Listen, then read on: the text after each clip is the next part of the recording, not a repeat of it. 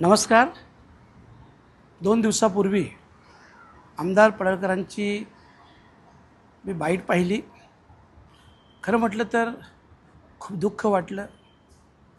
आपण ज्यांच्यावर टीका करता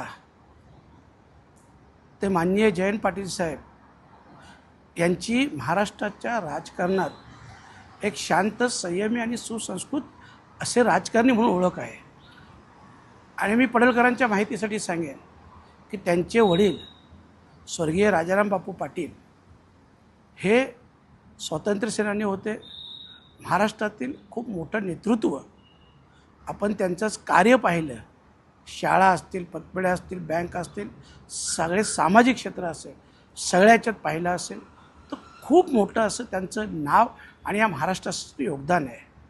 आणि अशा व्यक्तींचा आपण अनादर जेव्हा करता किंवा जेव्हा अशा प्रकारे स्टेटमेंट देता, खरोखरच हे सगळ्यांसाठी शोभनीय नाही.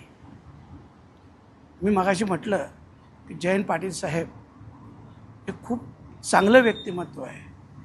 आणि म्हणूनच मी आदरणीय मुख्यमंत्री महोदयांना विनंती करेन की आपण देखील ह्या महाराष्ट्राचे राजकारण पाहता आपलं देखील एक सुसंस्कृत नेतृत्व म्हणून आपली देखील ओळख आहे.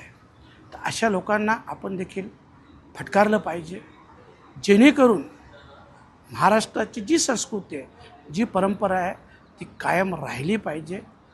असं म्हटलं जातं की म्हातारी मेल्याचं दुःख नाही, परंतु काल सोकावतो.